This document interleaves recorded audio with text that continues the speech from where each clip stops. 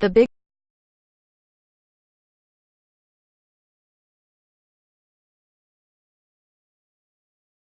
biggest question entering Clemson's 2017 season was simple.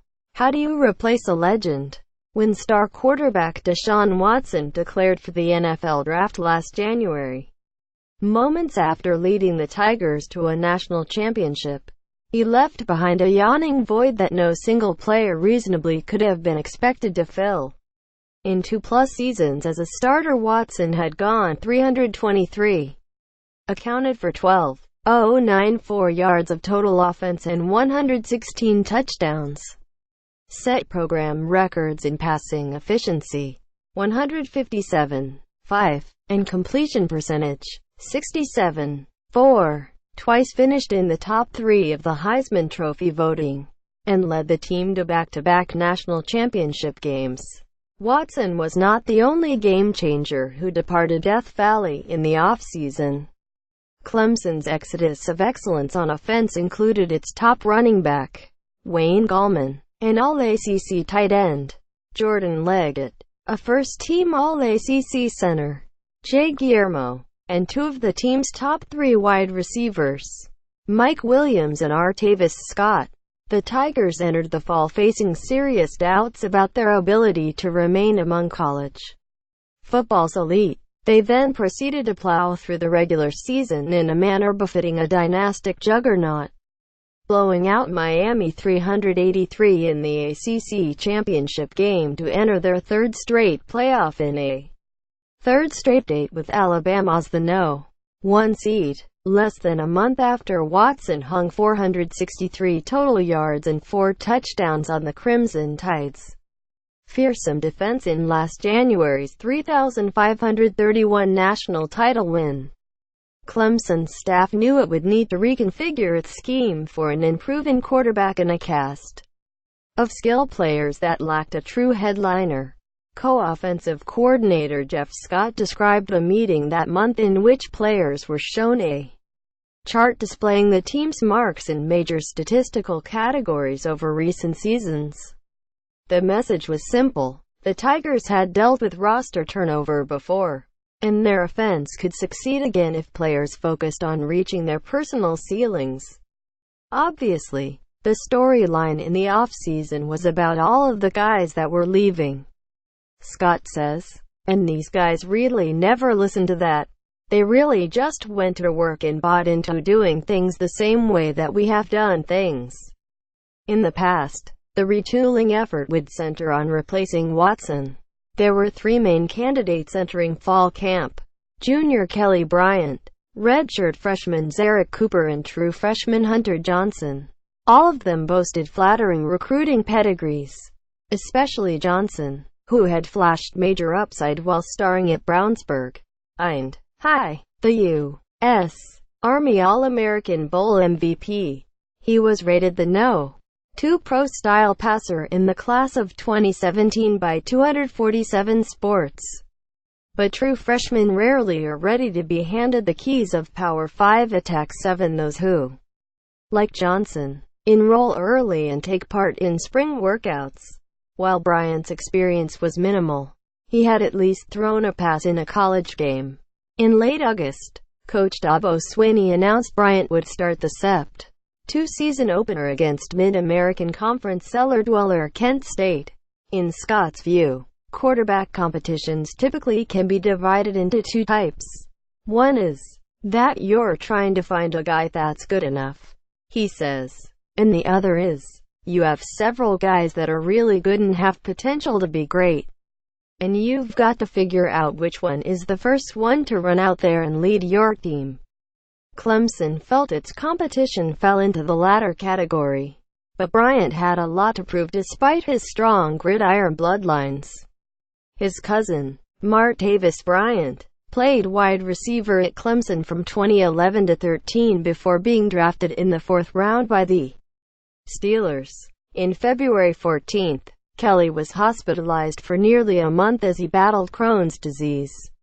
His weight fell more than 50 pounds and he had emergency surgery to remove a softball-sized abscess obstructing his lower intestine. While he became a finalist for South Carolina's Mr. Football Award as a senior at Wren High in Piedmont, there was little evidence to suggest that he was ready to roast opposing defenses the way Watson had so routinely. Entering 2017, the 6 feet 4 inches, 220-pound Bryant had attempted only 18 passes for 75 yards and rushed 35 times for 178 yards, though he had done enough to beat out the other talented signal callers. It remained unclear whether his encouraging performance in workouts would translate to the bright lights, making those same throws while keeping his cool in hostile road environments and dealing with rugged ACC pass rushers like North Carolina State's Bradley Chubb, Boston College's Harold Landry, and Wake Forest's Duke Ejiofor would be a far more difficult challenge. In making this transition, it was imperative that Bryant heeded a simple piece of advice. "You don't have to be Deshaun," Clemson coaches told him. "We want you to just be Kelly." To help him be Kelly, the staff scaled back the passing attack and instead relied more on their deep core of tailbacks, their seasoned offensive line, and Bryant's mobility. Clemson increased its rushing output from 169.7 yards per game last season to 204.1 yards, and with Watson no longer slinging arrows from the pocket, its passing production declined from an average of 333.9 yards to 244.1. The Tigers spread Gallman's heavy workload among Bryant, sophomore Tavian Feaster, freshman Travis Etienne, and juniors Adam Choice and C.J. Fuller. Etienne, a 4-star recruit from Jennings, La High, who didn't issue a verbal commitment to Clemson until less than a week before National Signing Day last February, emerged as one of the best runners in the ACC, leading the conference with 7.22 yards per rush among players with at least 70 carries. Etienne has 103 heading into the Alabama game. Bryant points to the Tigers' 146 win over Auburn on Sept. 9 as a turning point for him. Although the Tigers recorded by far their lowest point total of the season in that game, that was Bryant's first start against an elite opponent. He passed for only 181 yards and no touchdowns, but accounted for both of Clemson's scores: a 3-yard run in the second quarter, and a 27-yard scamper in the third against one of the most stifling defenses in the country. Auburn ranked 8th among Power 5 teams in yards allowed per play.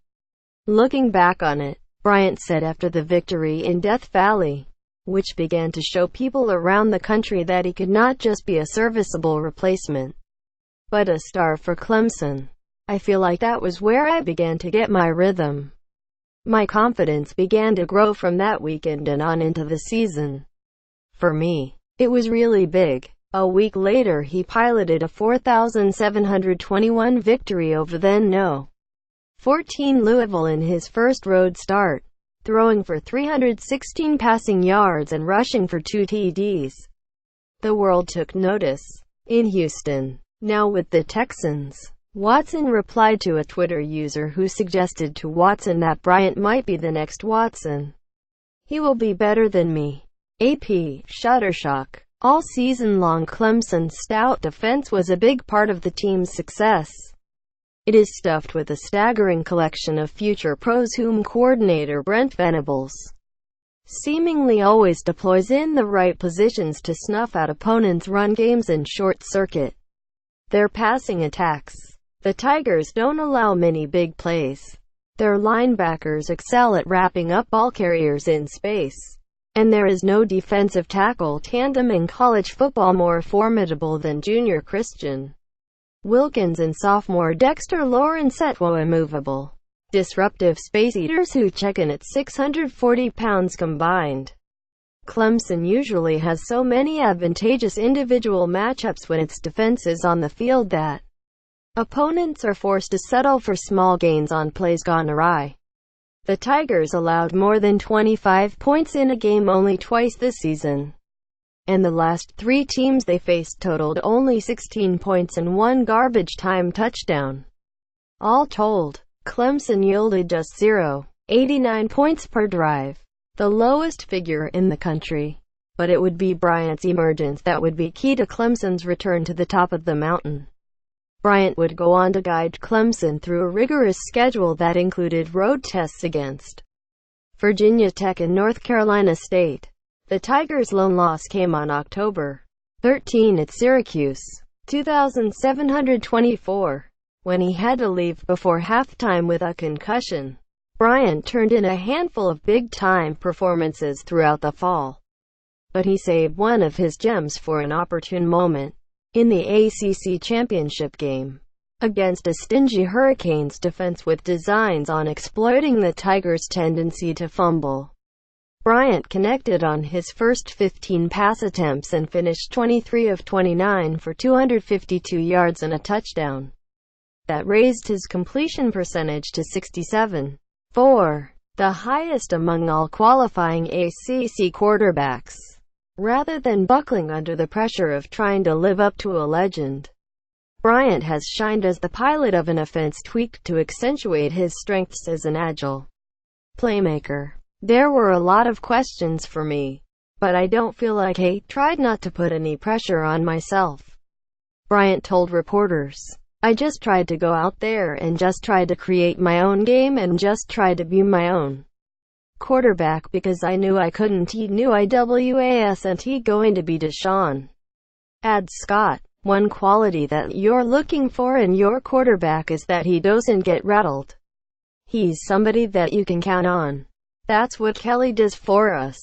He does a great job of managing the game, making really good decisions, and really just being locked in and focused. By leaning on their running game and not asking Bryant to step too far out of his comfort zone as a passer, Clemson kept its offense on track a year after losing the electric dual-threat dynamo who'd commanded it to devastating effect the previous 2+ seasons. Said Swinney, I felt like we'd be able to win in the trenches and run the ball a little more effectively than we did last year. And that's something that's exactly what we've been able to do. Clemson enters its playoff semifinal ranked second in the ACC with 35.4 points per game, which is more than sufficient given the Tigers' dominance on the other side of the line of scrimmage. Clemson doesn't need to give its defense a huge margin for error by scoring in the 30s and 40s, because opponents typically can't muster more than 2 touchdowns. The Tigers are allowing just 12.8 points per game, second only to Alabama's 11.5. It was an interesting dynamic this year, redshirt junior wide receiver Hunter Renfrow said of the offense. We don't have a superstar. We have guys that are really good players. That formula has Clemson 2 wins away from bringing home the program's 3rd national championship, and becoming only the 2nd unanimous repeat title winner this century. The other is Alabama in 2011 and 12. USC claimed championships in 03 and 04, but the first was shared with LSU.